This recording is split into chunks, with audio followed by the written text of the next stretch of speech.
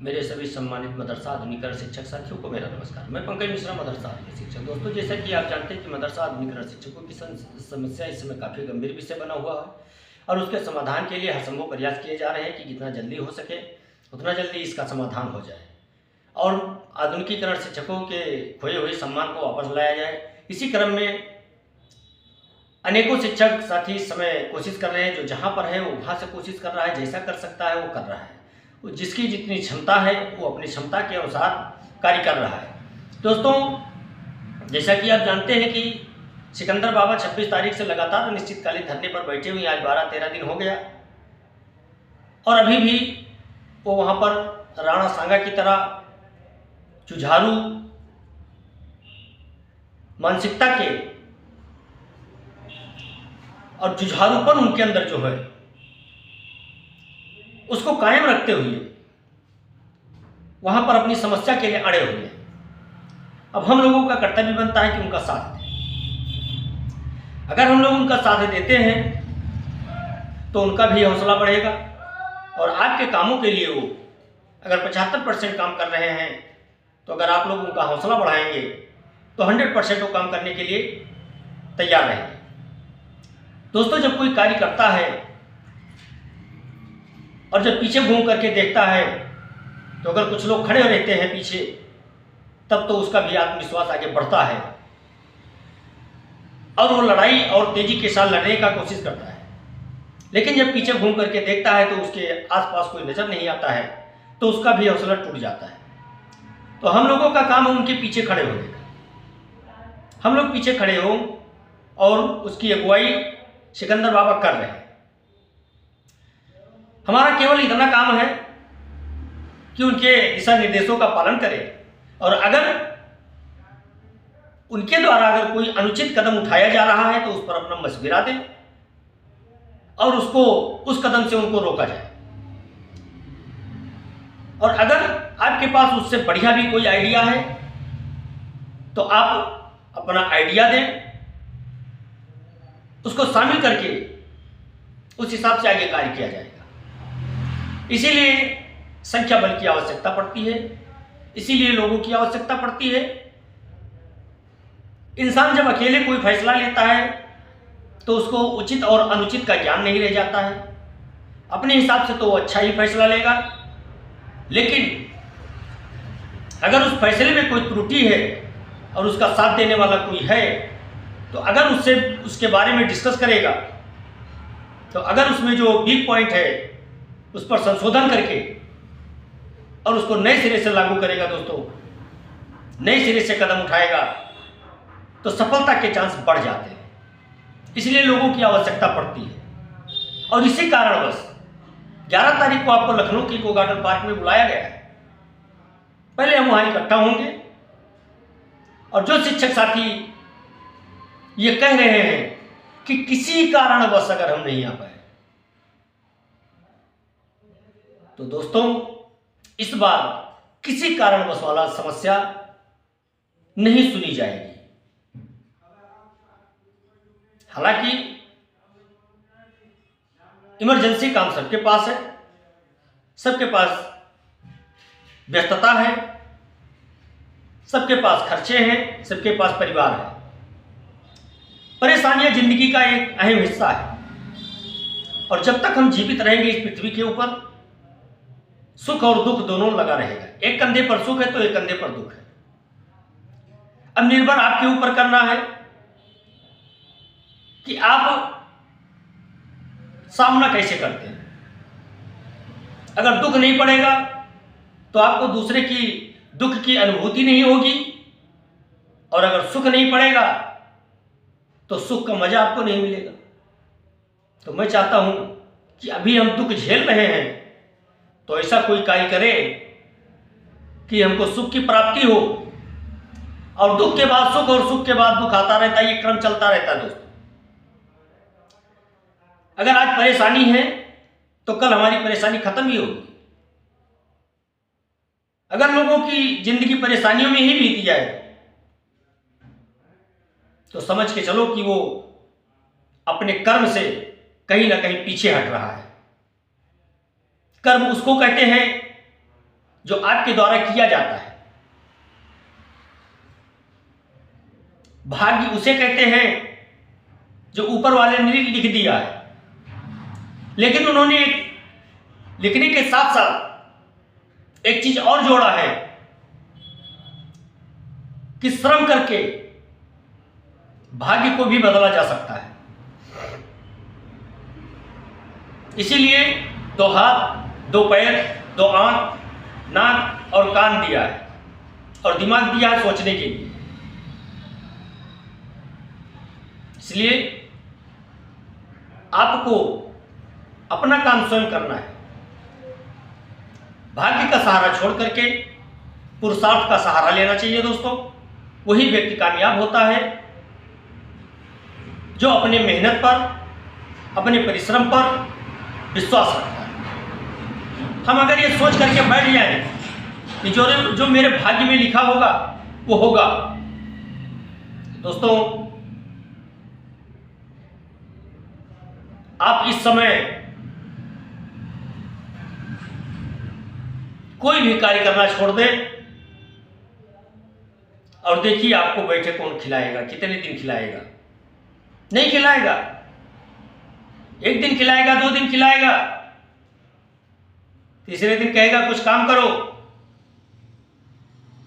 बिना काम के आपको कुछ मिलने वाला नहीं है। तो मेरे कहने का तात्पर्य है दोस्तों, इस बार अपनी ताकत लखनऊ के इको गार्डन पार्क में दिखा दीजिए और उन विरोधियों को बता दीजिए कि मैं एक आधुनिक शिक्षक हूं, मैं लड़ना जानता हूं और छीनना भी जानता हूं। संवैधानिक दायरे में रह करके हम अपना कार्य कर रहे हैं। अगर मेरा काम नहीं होता है तो दोस्तों उग्र प्रदर्शन के लिए भी हम लोग तैयारी बना सकते हैं, लेकिन जब तक हम लोगों को आश्वासन मिला है संवैधानिक दायरे में रह करके हम कार्य करेंगे। अभी तो हमारे पास बहुत विकल्प हैं, अभी तो ये शुरुआत है। और मैं उन अपने शिक्षक साथियों से कहना चाहता हूं कि जो अभी भी निगेटिव थिंकिंग रखते हैं वो उस सोच से बाहर आए, पॉजिटिव सोचें। और जिसके लिए आप कार्य कर रहे थे उनको भी भरोसा दिलाएं कि आप परेशान ना हो, हम लोग मेहनत कर रहे हैं, हम लोग सफल होंगे। दोस्तों डूबते हुए कोई तिनके का सहारा होता है, यह कहावत आपने सुनी है। और अगर एक इंसान अगर आपको हौसला दे रहा हो तो उसके बातों पर आपको विचार करना चाहिए। पहले नहीं सोच लेना चाहिए कि मैं डूब जाऊंगा। सोचना चाहिए कि ये कह रहा है कि तुम बाहर आ जाओगे, बाहर आ जाओगे, मान ले गए हो, नजदीक पहुंच गए हो, बस पहुंचने वाले हो, तो सोच लीजिए कहीं ना कहीं आपके वो आत्मविश्वास को बढ़ा रहा है। और यही कहते कहते उसकी बातों को सुनते सुनते आप नदी को पार कर सकते हो। वही समय आज है हमारे सामने दोस्तों। हमको इस पर विचार करना पड़ेगा, गौर करना पड़ेगा। और अब 2 दिन का समय बचा है। जो दूर के शिक्षक साथी हैं वो कल ही निकल लेंगे। इसलिए मैं आप लोगों से निवेदन करता हूं कि आज आप लोग अपनी तैयारी बना लें और जो ज्यादा दूरी पर हैं वो कल निकल लें, इस समय से वहां पहुंच जाएं। हम भी कल ही निकलेंगे, बहुत से शिक्षक साथी कल ही निकलेंगे। और आप लोगों से मेरा निवेदन है कि आखिरी धरना समझ करके और इस बार अपनी संख्या दिखा दो दोस्तों। मंत्री महोदय जी को सोचने पर मजबूर कर दो, सरकार को आपके पक्ष में फैसला लेने के लिए मजबूर कर दो। और मुझे आशा है, मुझे विश्वास है, ऐसा करोगे तो सफलता बहुत नजदीक है, हम लोगों के सामने है, रास्ता मिल गया है, मंजिल भी मिल जाएगी। आप एक समझदार शिक्षक हैं, जागरूक शिक्षक हैं। आपको मैं बताने लायक नहीं हूं, लेकिन मैं अपना फर्ज निभा रहा हूं, मैं अपनी ड्यूटी कर रहा हूं। जो मेरा कर्तव्य है मैं कर रहा हूं। फैसला आपके हाथों में है, आप किसी बताने योग्य नहीं हैं। आप समझदार हैं, एक टीचर हैं, हमसे ज़्यादा बुद्धिमान हैं, लेकिन फिर भी मैं अपना दायित्व समझता हूं कि आप लोगों को मैं हर पल की खबर देता रहूं और आप लोग उस पल का आनंद उठाएं। और 11 तारीख को 10 बजे के अंदर अंदर सुबह लखनऊ के इको गार्डन पार्क में पहुंचकर अपनी उपस्थिति दर्ज कराएं और अपने खोए हुए सम्मान को वापस पाएं। अभी तक जो परेशानियां हम लोगों ने झेली है, उस परेशानियों से निजात पाने के लिए आपको आना होगा। जो शिक्षक साथी इस दुनिया में नहीं रह गए, उनके लिए आपको लड़ना है। केवल सोशल मीडिया पर लिख देने से कुछ नहीं होता है दोस्तों, उसको धरातल पे करना पड़ेगा। सपने बड़े देखो, जब सपना बड़ा देखोगे तो छोटी छोटी मंजिलें अपने आप आती रहेंगी। और आपका टारगेट केवल एक ही होना चाहिए, हमारी योजना। जब हमारी योजना चलेगी तो आपको पंकज मिश्रा जो बता रहा है, ये बातें आपको सच तब मालूम पड़ेगा। अभी तो कुछ शिक्षक साथी वीडियो देख करके, उसका टाइटल देख करके कमेंट करते हैं कि जब तक वीडियो में मदरसा आधुनिकीकरण शिक्षकों की स्कीम की घोषणा ना हो जाए तब तक सूचना ना दिया करो। तो मैं उनसे कहना चाहता हूं कि ये आपकी सोच है, हमारी सोच ये नहीं है। अगर आपको योजना की घोषणा करवानी है तो आइए 11 तारीख को लखनऊ के इको गार्डन पार्क में वही मुलाकात करते हैं आपसे और कहेंगे चलिए मंत्री जी से घोषणा करवाते हैं। दोस्तों, घर बैठ करके कमेंट कर देना, घर बैठ करके कह देना आसान होता है, क्योंकि आपको कुछ करना नहीं है।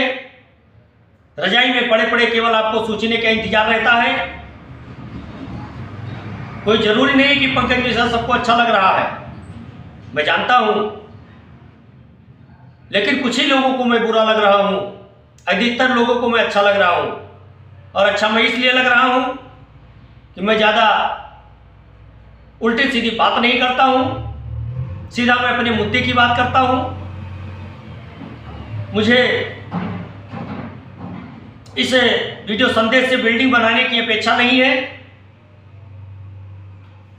इससे मैंने केवल एक उम्मीद रखी है कि हमारे शिक्षक साथी अब जागरूक होंगे, उनका शोषण नहीं होगा। इसलिए मैं वीडियो संदेश बनाता हूं और उनको ज़्यादा तकलीफ होती है। जो लोग अभी तक शोषण कर रहे थे, अब उनकी दाल नहीं गल रही है, तो मैं उनसे कहना चाहता हूं कि आपकी दाल गलने वाली नहीं है। शोषण के मामले में आप शोषण नहीं कर पाओगे, और अगर शोषण आप कर पाओगे तो उन्हीं लोगों का करोगे जो आपके समकक्ष होंगे। मेरे जैसे लोगों का आप शोषण नहीं कर सकते हो, क्योंकि हम वो मंजर देखे हैं दोस्तों, और देख रहे हैं। इसीलिए मैंने वीडियो संदेश बनाने की शुरुआत की थी और अनारोध वो चल रहा है। बीच बीच में हमारे भी पैर डगमगाए, लेकिन आप लोगों का प्यार, आप लोगों का मोहब्बत, आप लोगों की दुआएं हमको दोबारा वीडियो संदेश बनाने पर मजबूर कर दिया। इसलिए मैं वीडियो संदेश बना रहा हूं। लेकिन आपसे लास्ट में एक बार फिर निवेदन कर रहा हूं कि मेरे दोस्त, मेरे साथी, मेरे अजीज साथियों, मेरे भाई, लखनऊ के इको गार्डन पार्क में 11/12/2024 को 10 बजे के अंदर अंदर सुबह पहुंच करके अपनी उपस्थिति दर्ज कराएं और अपने हक की आवाज को बुलंद करें। आज के लिए बस इतना ही। नमस्कार, जय हिंद, जय भारत, भारत माता की जय।